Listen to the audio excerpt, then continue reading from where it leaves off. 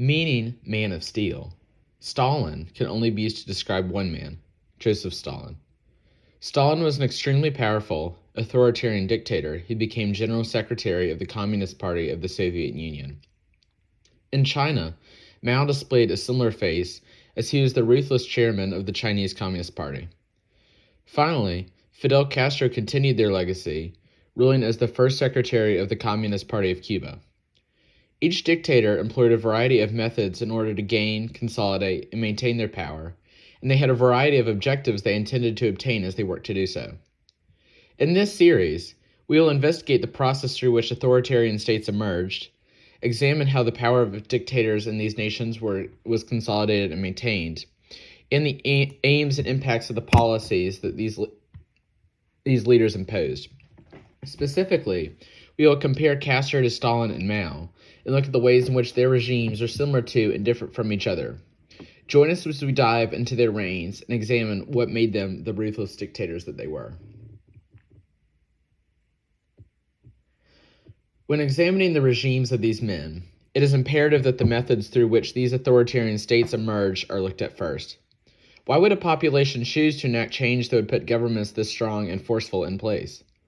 While the exact situations in each country were different, generally, dictators are able to take power through periods of unrest. When a population desires change, they usually attempt to bring it about through whatever means possible. Typically, they will rely on the leader who's the loudest and promises the most, even though in many cases that leader proves to be authoritarian. Unfortunately, this is one of the primary reasons that dictators came to power in China, Cuba, and the USSR. One of the most influential factors that led to the establishment of authoritarian dictators was economic issues. Cuba, Russia, and China had many similar economic problems, including large amounts of land being held by singular, wealthy landlords, famines, and challenges associated with attempts being made to industrialize. Additionally, inflation was a huge issue, and peasants were angered and hurt by high taxes, as well as poor working conditions. Prior to Castro's involvement in the Cuban Revolution, a brutal and deadly civil war was taking place, and there was violence in the country. Uprisings would occur, such as in Cienfuegos in 1957. During the conflict, the city's naval station was captured, and many were killed before government forces retook the city. Castro, who had military experience, was eventually able to rise up and, after a struggle, take power from the former leader of Cuba, Fulgencio Batista. One of the most influential factors that led to these uprisings was certainly economic instability. Cuba had a large reliance on the sugar industry, and it was the world's largest supplier of sugar. Unfortunately, as a result of this economic domination, plantation workers had difficulty finding work outside of the time when sugar was harvested. Additionally, due to its reliance on sugar production, the Cuban economy suffered under the weight of price fluctuations, as the price of sugar changed rapidly as a result of World War I and later, the Great Depression. However, despite the issues that dependence on sugar caused the Cuban economy, other issues were experienced as well, which led to revolution, such as a dependence on the United States, as the U.S. was by far the premier buyer of Cuban sugar, and high inflation and unemployment.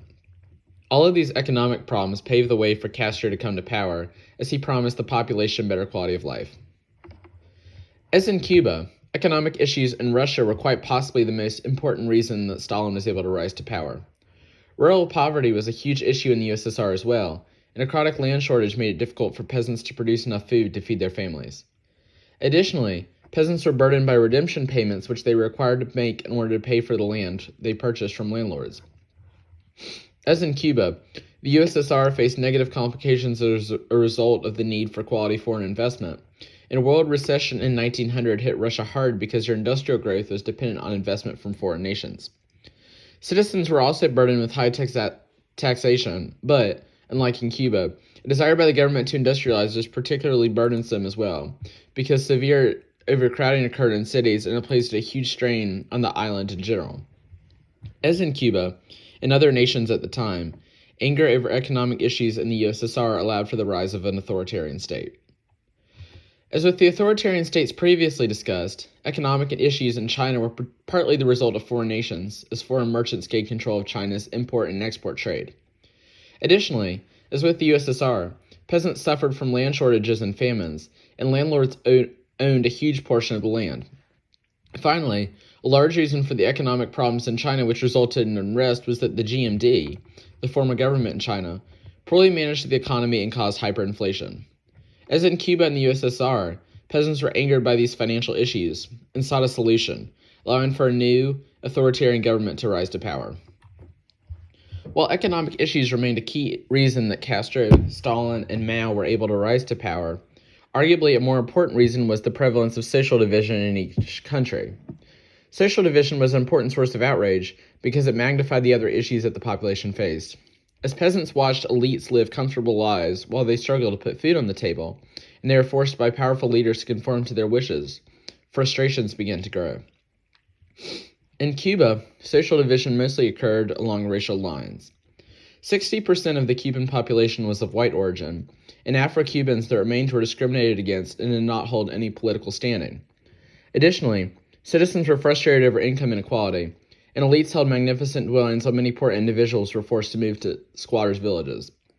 There was even a divide based on where an individual lived, as those in urban areas had easier access to healthcare and education. Similar to Cuba, Russia faced its own share of wealth inequality and division, which led to the establishment of social division. The bulk of the Russian population prior to Stalin's rule were peasants, who worked on land belonging to landlords in the Russian crown.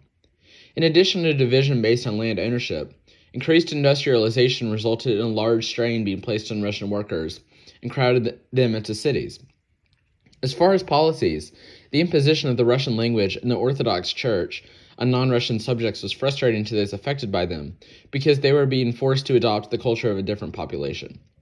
Even the educated classes were upset by social division in the country because the monarchy refused to share power with them despite the knowledge that they had obtained. As with both China and Russia, elites dominated daily life for the peasants in China. As with both Cuba and Russia, elites dominated daily life for the peasants in China, as landlords owned 70% of the land. The form of government, the GMD, began to lose its influence as a result of social division because it failed to unite China and extend its control to the people. High levels of conscription and requisitioning of equipment added to the unrest that the peasants had over its control. In fact, one of the ways the CCP won peasant support was through land and educational reforms. One way in which China was different from Cuba and Russia was that warlords had control over more localized areas of the country. The authority that they had resulted in a sense of fear, and conditions were terrible for ordinary Chinese. An additional condition that was responsible for the rise of these authoritarian states was war. The impact of war was important because it exposed the citizens to foreign nations, instilled a sense of fear that another country might attempt to attack, and created general atmospheres of chaos and change. Out of the three authoritarian states studied in this documentary, the impact of war, at least when examining the influence of foreign countries through it, was least significant in Cuba. The Cuban Revolution did lead to Castro organizing an uprising and eventually establishing a provisional government, but the source of that revolution was primarily due to discontent as a result of the other issues discussed here, such as social division and economic factors. The influence of foreign nations and a war with them was not really the reason that Castro was able to rise to power. In contrast to Cuba, war played a large role in establishing the USSR, an authoritarian state. Russia was defeated by Japan in conflicts lasting from 1904 to 1905, and humiliated on its own soil by the British and the French. These military defeats led to embarrassments for the Russian government because they suggested that it was weak and would not be able to defend the Russian population. Additionally, Russia was unprepared for a major conflict at the outbreak of World War I, and the Germans crushed Russians at important battles. Ultimately, it can be said that World War I was responsible for destroying the Russian monarchy.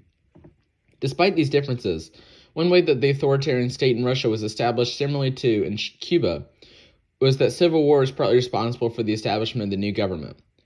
The USSR was created after Lenin's Bolshevik party seized power in 1917. More similar to Russia than Cuba, the authoritarian state in China was partly established due to the influence of foreign powers brought on by war. One such power that stirred conflict was Japan, which gained increased influence in Manchuria and invaded in 1937. While the GMD emerged from the war with the Japanese, it was in bad shape and vulnerable to the effects of internal uprisings. Despite the other issues that led to the rise of authoritarian states, at the end of the day, a country can only be held responsible for its own failures. One common theme that occurred in each of these nations is that the political system in each of them experienced its own failures. This is primarily because when problems occurred and action was required, the situation was not handled appropriately and the government found itself having collapsed. The Cuban government prior to the revolution can only be described as unstable at best. This was partly the result of not properly handling the other issues talked about in this episode, but also partly because of its own internal failures in areas directly relating to the government. One of the biggest causes of political instability was the election of December 1905. Led by Palma Estrada, the Conservatives, a political party, came out of the election victorious.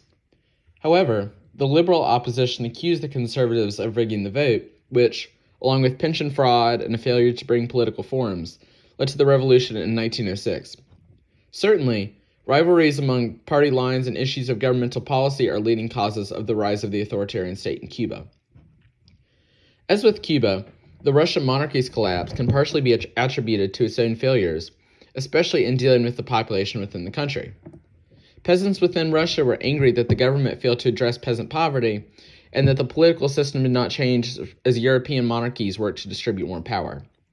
While Cuba faced some negative influence from foreign nations such as the United States, Russia experienced negative effects of outside influence to an even greater extent. It was never able to gain the military strength of the European powers, it did not adapt enough to survive World War I, and it failed to establish a Ministry of Supply. As a result, the Russian monarchy was lucky to survive the 1905 revolution and eventually gave way to a short-lived provisional government. Even this government experienced its own share of political weaknesses, as it took too long to set up a system of local government and the reforms that it passed were considered too liberal. As a result of these issues, the provisional government itself was weak, which led to Lenin being able to take over. China was more similar to Russia than Cuba, as it also had a monarchy that collapsed as a result of internal political weaknesses. Throughout the 19th century, the Qing dynasty struggled to cope with foreign aggression and rebellions, and Qing armies deteriorated in quality, and the Qing court allowed regional armies to develop, which were outside of its direct control. As a result of these issues, the Qing dynasty fell in 1911, and the Kuomintang Party, or GMD, was established. However, as with the provisional government established in Russia, it quickly experienced its own issues that angered the peasants, as it became a self-interested bureaucracy, lacked popular support, became increasingly dependent on support from the army and former warlords, failed to increase parliamentary government, and showed no signs of being willing to abandon its single-party monopoly on power. As a result, the GMD was eventually defeated by the CCP, or the Chinese Communist Party, and forced to flee to the island of Taiwan. Now that we have looked at some of the conditions in which authoritarian states emerged, it is important that we examine some of the methods that were used to establish these countries.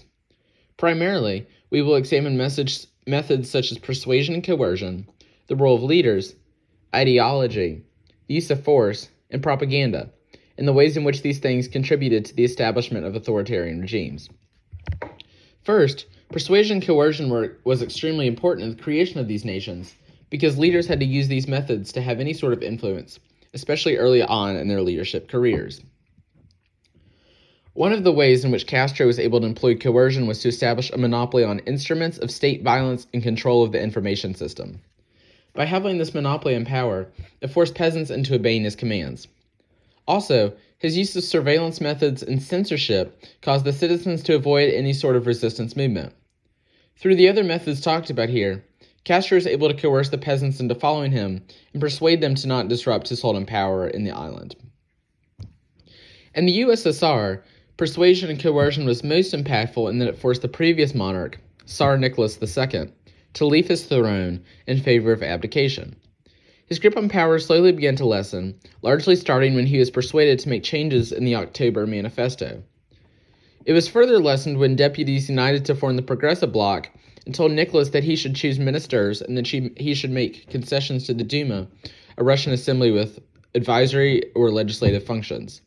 Eventually, in the face of conflict, Nicholas was persuaded to abdicate and Russia became a republic.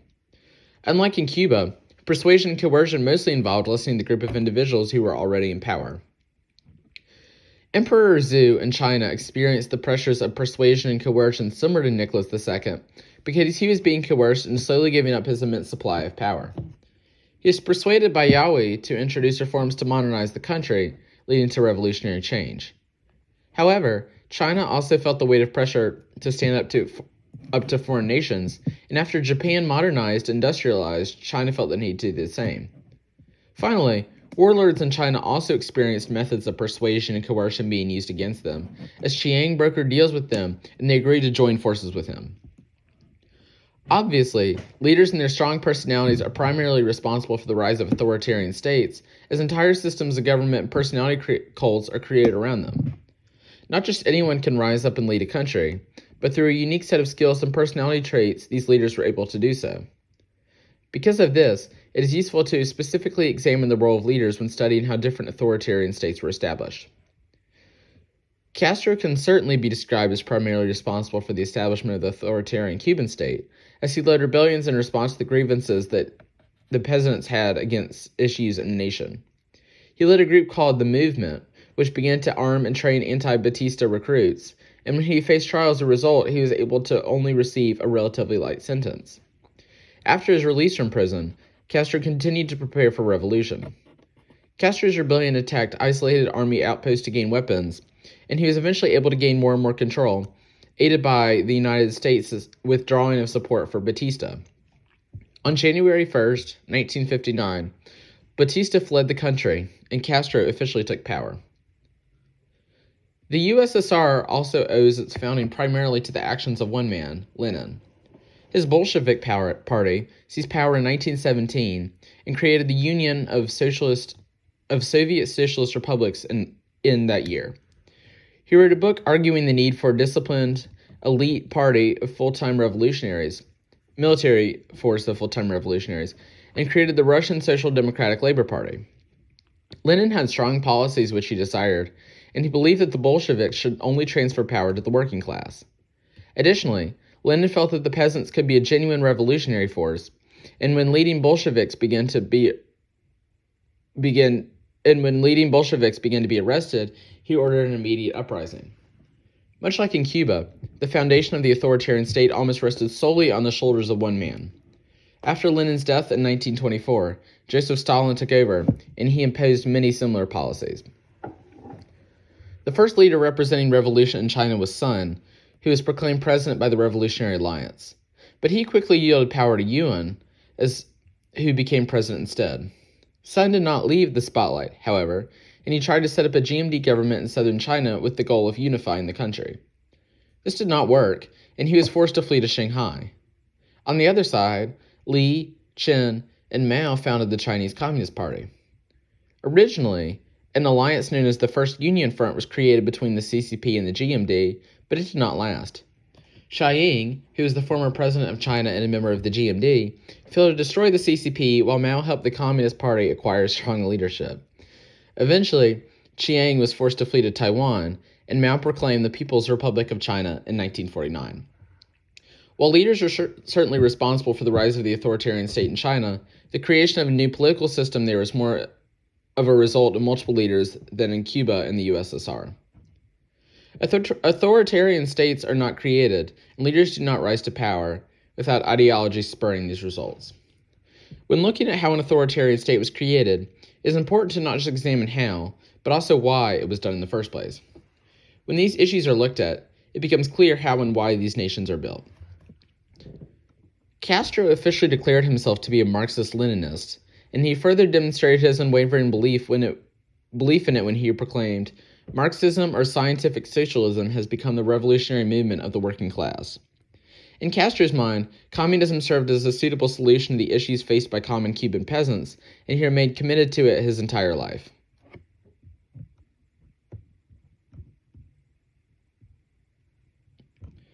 Marxism also played an important role in the establishment of the USSR, as Marxists desired to transform Russia through factory workers. These revolutionaries helped plan strikes, but they still faced division, as they were divided between economists who focused on financial issues and those who argued for social revolution. Fractures occurred, however, and those who argued for social reform split into Bolsheviks and Mensheviks. The Bolsheviks believed they should support the provisional government established in Russia, and that a proletarian revolution was impossible in Russia due to the small size of the industrial working class. Fortunately for the Bolsheviks, they increased in popularity as the provisional government grew unpopular. Ultimately, the Bolsheviks acquired majorities in the Petrograd and Moscow Soviets, and they gained the most support as the authority of the provisional government crumbled. In China, nationalists believed the Qing dynasty needed to be overthrown and a modern republic established. Originally, the country was split between those who supported the GMD and those who supported the CCP, but the killings in Shanghai led to a split within the GMD. One of the ideological differences between the two parties was that Mao favored some moderate land reform, an emphasis on building peasant support, and a more defensive response to attacks. Other CCP leaders wanted more extreme land reform, emphasis on winning urban working class support, and a more aggressive strategy to deal with the GMD attacks. All of the nations in which new states emerged experienced changes in desired ideologies, which led to the creation of new authoritarian states. While it is important that all of these factors are taken into consideration when examining how authoritarian leaders came into power, the most basic method through which these states were established is the use of force. Force is an extremely powerful influencer, as it can cause individuals to do almost anything that someone desires them to do. While force was used in slightly different ways in Cuba, the USSR, and China, it was used in the same inherent ways. One of the primary ways in which Castro employed force to gain control was by leading armed attacks during the revolution, such as attacks against the Moncada barracks in 1953. This was a surprise attack, and while it resulted in a failure, Castro was able to use attacks like this to continue to gain power and credibility. After gaining following, using force was essential for Castro to maintain that imposing physique and to eventually banish the existing leadership on the island.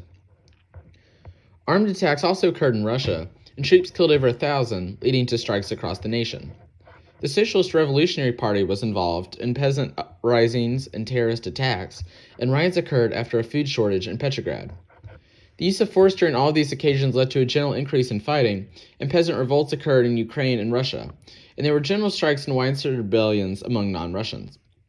While the revolutionary movement, and the force that occurred as a result, was less organized than in Cuba, force was still the primary tactic that was utilized to establish the new state. Force was immediately responsible for change in China, as the revolution of the Double Tenth destroyed Qing power and China became a republic in 1912. This was the culmination of large-scale rebellions that had occurred in the 19th century. Later, Chiang, who was the head of the GMD, ordered the killing of thousands of CCP members and trade unionists. Eventually, partly due to events such as this, the CCP gained power and support, and after a power vacuum developed in northern China, it took the opportunity to expand the area under its control. Still, despite the force that was used, the CCP's Red Army was more disciplined than the GMD forces, and they generally treated the peasants with respect. While force was still used abundantly during the revolution in China, because of this, it could be argued that it was less valuable in the uprisings in China than in Cuba or the USSR. Finally, the last method with which authoritarian states were established that will be examined in this episode is the use of propaganda. Leaders use propaganda to paint idealist pictures of themselves and their regimes, and excessive propaganda can be seen throughout these nations. In this episode, we will specifically be examining the use of propaganda as leaders look to increase their power and establish the platform necessary to create a revolutionary state. Castro's credibility increased greatly when war reporter Herbert Matthews wrote an article saying, "The personality of the man is overpowering." It is easy to see that his men adore him, and also why he has caught the imagination of the youth of Cuba all over the island. Here is a dedicated fanatic, a man of ideals, of courage, and of remarkable qualities of leadership. He was also interviewed by the American network CBS, and his revolutionary movement, the M267, had its own newspapers, El Cubano Libre, the Free Cuban, and Revolucion, as well as a radio station, Radio Rebelde. This allowed Castro to spread his speeches and influence across the island. In the USSR, the Communist Party stressed the importance of Lenin's leadership and believed it was a popular revolution. Lenin used posters to demonstrate the importance and strength of his ideas and to show that the country can be strong through his leadership. He depicted himself as a strong leader and workers as having the ability to strengthen the country. Lenin also used bold phrases to present his ideas. The Red Army in China, also distributed propaganda to share its ideas, and the CCP established stronger patriotic credentials than the GMD. All of these revolutionary movements used propaganda, and images and media were used by all of them to portray their strength to the country's population. One of the biggest things that set communist nations and the revolutionary movements that established them is the use of propaganda to display their strength and the power that the citizens can have by banding together. Though in reality the quality of life for average peasants in these nations was not very high, propaganda allowed the state to suggest that it was better than it was. In this episode, we have examined how authoritarian states were established, including conditions in which they emerged and the methods that leaders used to establish them. We have found that many of the states had a common experience, including economic issues, a divisive social landscape, weak political systems, and extensive use of propaganda, among other factors. While Cuba, the USSR, and China are different states, when they are examined, it becomes clear that they are more similar than different. In the next episode, we will examine how leaders in these states were able to consolidate and maintain power.